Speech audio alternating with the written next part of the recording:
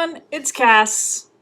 I'm back. Hello, it's been a minute. It's been a while since I have sat down to film a video, and I'm so excited. I'm so happy to be back. I had several people actually messaging me, commenting on my Instagram, commenting on my Twitter, like, when are you coming back? What's been going on? Yeah, I'm here with a video today that is going to be a haul of literally every single book I've bought so far during the year 2021. And to answer your question of where I've been the past year is, I had a baby.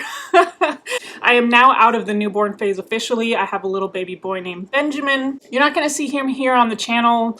I just don't want to put him out on YouTube, but if you follow me on Twitter, you might see a few photos of him. I don't really post him very widely out there for social media purposes, but that's what I've been doing. I had to survive the newborn phase before I could even wrap my mind around reading and filming again.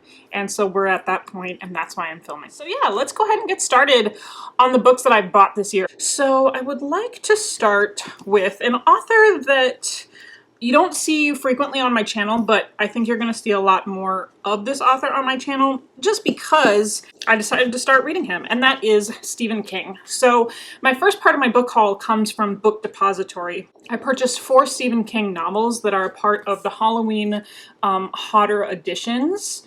And you can see this one is The Shining. I love this cover.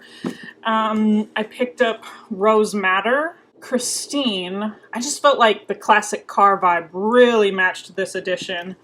And then I picked up Carrie. So the next stack of books I purchased from Target. Yes, because they didn't have what I wanted on Amazon. So I did purchase It by Stephen King. I wanted this specific edition. I didn't want the movie tie-in version. I just really enjoyed this cover.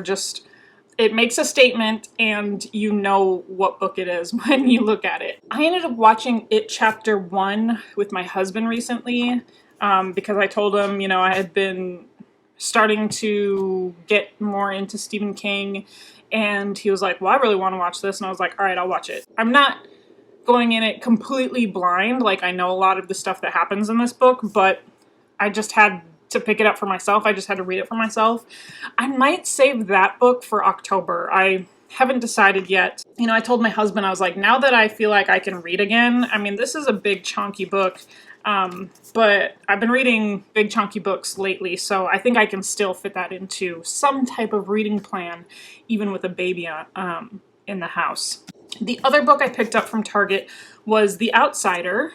The reason why I picked this up is because I have been working on the Bill Hodges trilogy. If you can remember back from my videos before, those were kind of the first Stephen King books I'd been picking up.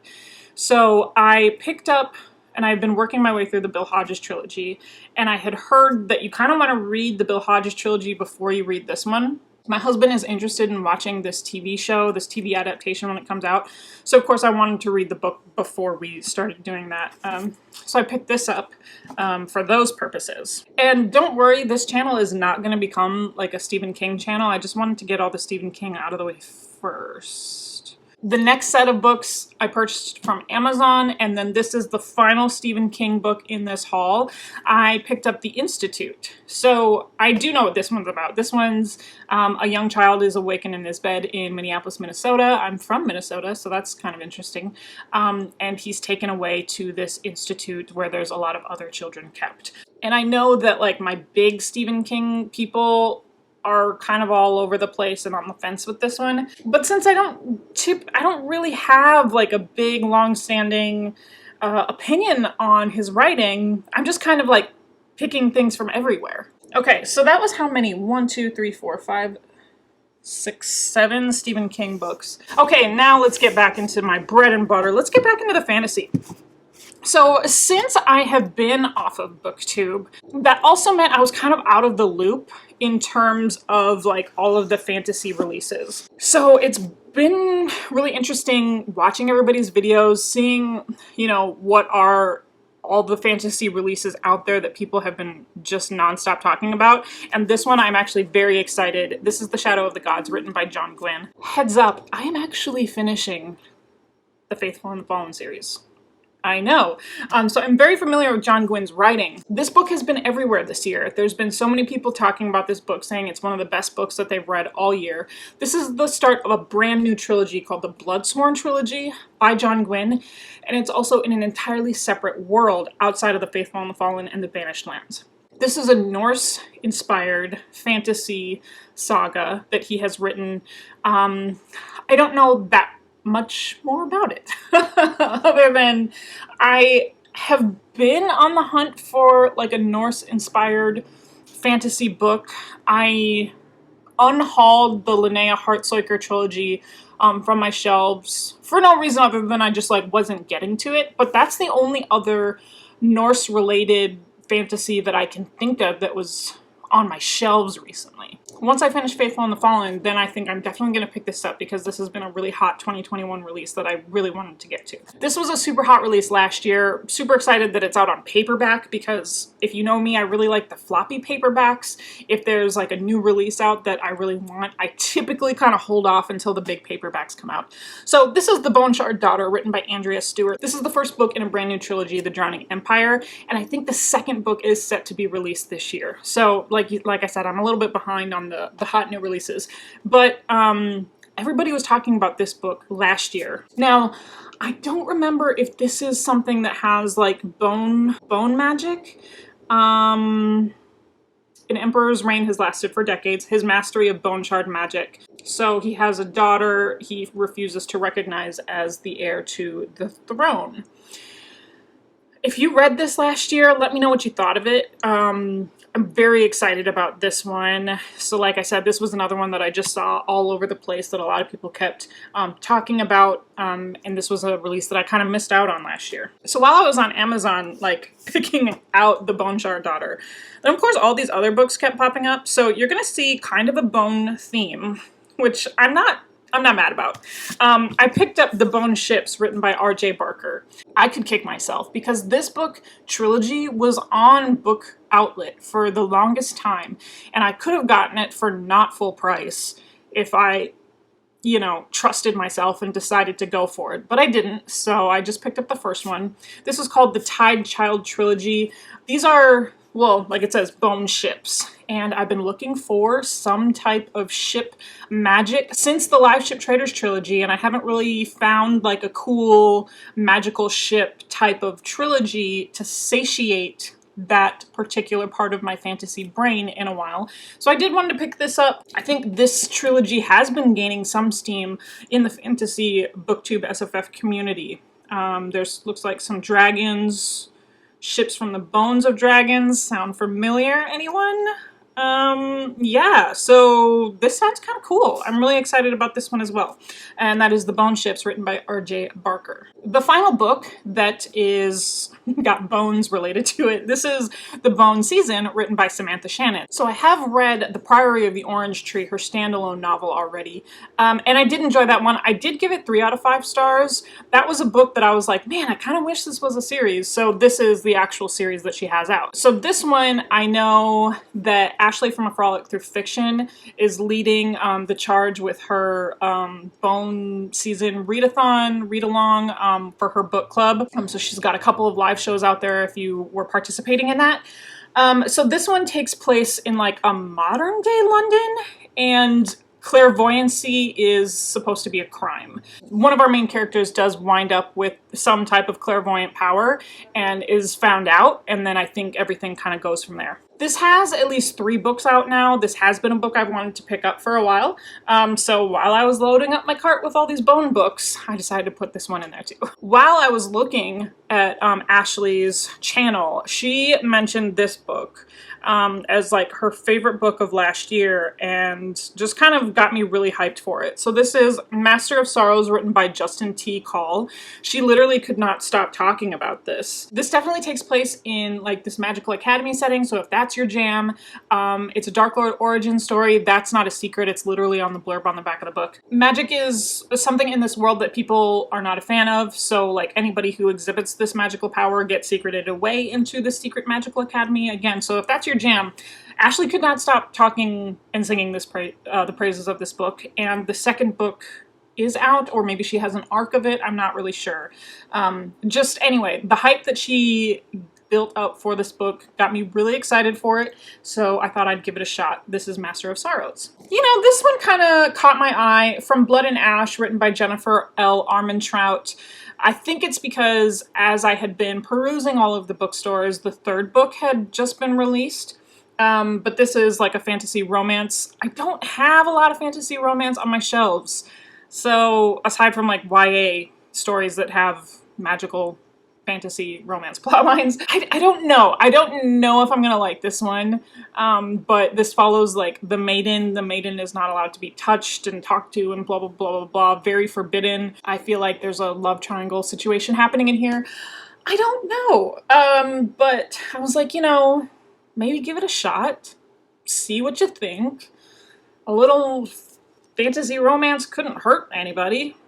So anyways, that's a huge ringing endorsement for this one. Anyways, that's From Blood and Ash, written by Jennifer L. Armentrout. Okay, a couple more from my Amazon haul. These were like separate Amazon hauls, not all at once, but a couple more from that. So this one, The Darkest Part of the Forest, written by Holly Black. Holly Black kind of came into my life with The Cruel Prince and the Folk of the Air trilogy, and I just felt like picking this one up just to see what this separate book was about outside of the Folk of the Air trilogy. And, you know, just thought I'd give another one of her books a chance for a little fae magic. I do like the way that she writes fae and fairies, so yeah, thought I'd give this one a try as well. So I lied. Darkest Part of the Forest, that was my last book from Amazon, because this book that I was thinking was an Amazon purchase, it wasn't. I purchased it at Barnes & Noble. I've been kind of going back and forth between Barnes & Noble and Amazon, but for this particular book, I do prefer to pick it out in person and not have it sent to me. And that's because it is Assassin's Quest, written by Robin Hobb. This is the illustrated edition hardback, and I just didn't trust Amazon to deliver this without damaging it. So I wanted to pick it out in person and make sure that the cover was in good order. So now I have the full Farseer trilogy in these illustrated editions. Let's not talk about how many editions I have of this trilogy. Now this book, this is really exciting because this is a friend of mine. A friend of mine from college. Like, we hung out a couple of times, like an actual person that I know and hung out with and talked with back in the day on Facebook Messenger, before like it was the chat version of Facebook Messenger. But this is a friend of mine from college who wrote a book, contacted me and said, "Do you want to read my book?" And I said, of course, hell yes. He and I had very similar tastes in movies and books, and that's like literally all we talked about in college. So I'm really like jazzed to like hold a physical version of his book in my hand. So this is called Mankind, written by C.C. Berkey. This is what his tagline is: a climate fiction adventure. So this one sounds pretty cool. You can purchase this one on Amazon or on his own website. And I know, like, I have some type of bias in terms of the fact that this is a person I know who has written the book, but I promise once I read the book, I will give you my full and honest opinion, regardless of the fact that I know this person. This sounds really cool. This will be for some of my science fiction people. I haven't gotten too far into the book. I've kind of like perused a couple of the pages, but basically pollution has sterilized the human population. And in North America particularly, where this book takes place, there were a ton of people who decided to flee north thinking that there were going to be this abundance of resources, only to find it to be this desolate wasteland. Now there's a duo. I don't know too much about this duo, but like a young woman and a girl who somehow get paired up together. They're going to journey across the Rocky Mountains and try and get to the other side, no matter the cost. We don't know what the cost is. We don't know why they have to get to the other side of the Rocky Mountains at this point, but it sounds pretty cool. You know, it kind of reminds me, I mean, if you're thinking of like sterilized human race, we've got The Handmaid's Tale. But it also kind of makes me think a little bit of Rebecca Roanhorse. But anyways, if you're interested in this one, he's on Amazon. Pick it up. It's called Mankind. And we love to support indie authors. So the final stack of books. Wow, this is a long book haul. I hope you enjoy it. The final stack of books I did pick up from Half Price Books, so I got a couple of used books in my stack. I'm going to be filming another video pretty much as soon as I'm done filming this one. That's going to be all about like my series update on like the book series that I'm currently working on. But one of the book series that I am trying to work my way through is the Lightbringer series. So I knew I could probably find some type of used books for the Lightbringer series, and it turns out I could find all 3 of them in my local half-price books. Is my puppy coming out? You gonna come join us? Wanna help me? Oh my goodness. Oh, Luna's still here. Luna's still here. Luna's still here. Yay. Yay. Yay. Luna's still here. Yes, for those of you who missed Luna, she's still here. She's still here. Lightbringer series, we got Luna back. So I picked up book number 3, The Broken Eye. This is the one that I will be currently working on probably this month. Then book number 4 of the series is The Blood Mirror. And the 5th and final book of the series is called The Burning White. These are all written by Brent Weeks. This is a world where color magic is like our main form of magic. We each person is able to what they call draft colors. So some people are gifted with one color, some people are gifted with more colors, and the different colors have different types of characteristics and different powers associated with them. And then you have someone who is called the Prism, who is able to wield all of the colors and is kind of the ruler of this world. So I just finished book number 2. We still follow our Prism character. We follow our young character named Kip. Is she coming back with a toy? I don't know. So yeah, it was a good installment, and I'm pretty excited for the next part of that. When I was in the used bookstore, I also thought I'd just take a swing through the horror section to see if there are any Stephen King books out there that I hadn't picked up yet, especially because I'm just like kind of picking up random Stephen King books as I see them. So I did find the Tommyknockers in the horror section of the used bookstore. This one I feel like is some type of alien. Did I say that was the last Stephen King book? I said The Institute was the last Stephen King book, didn't I? I lied. This is the last Stephen King book in my haul, The Tommyknockers. Okay, and then the final book of this book haul. This is An Echo of Things to Come. This is book number 2 of the Lycanius trilogy written by James Islington. I saw this in the half-price books as well, and I was like, well, pick it up, because I know I already have book number 1. This is a trilogy that I actually want to get to this year. I actually have book number 1 on audiobook, so I might get to that sooner rather than later. I think the Lycanius trilogy is like another magical academy kind of situation, but like I think it's the opposite, where there's characters who aren't able to gain admission into the magical academy. It's been a long time since I've read the synopsis of the first book, which is called The Shadow of What Was Lost. It's been a while since I've read that synopsis, but I do want to get to that book this year. Wow, wow, wow. If you made it to the end of this book haul, thank you so much. Thank you to everybody who had been like checking in on me and seeing like where I've been. Some of the other things that I have been like really into this past year, I've been really into like my Traveler's Notebook, been doing a lot of that. I realized that my brain doesn't have the capacity to hold all of the things that I needed to hold on to anymore, so I need to write everything down. So I've been working on Traveler's Notebooks, I've been doing a lot of planning. So I don't know, if that's something that you want to see is like a Traveler's Notebook setup, please let me know, because I'm actually really proud of this setup that I've got going on in here, and my other planners and how I incorporate them. Some other exciting things that I am working on. I'm planning on launching a Patreon. I kicked my feet around and shuffled my feet for a long time on Patreon of just like whether or not I wanted to do that. But I think I've got the format down of what I'd like to do. So this is just me putting it out there, putting it out into the universe, that's something that I'm going to be launching very soon. So if you're interested in that, please do let me know. What else do I have going on? I don't exactly know my filming schedule anymore. I really have to I have to film when the baby's not here, basically, because he's still young enough that he would interrupt every single video.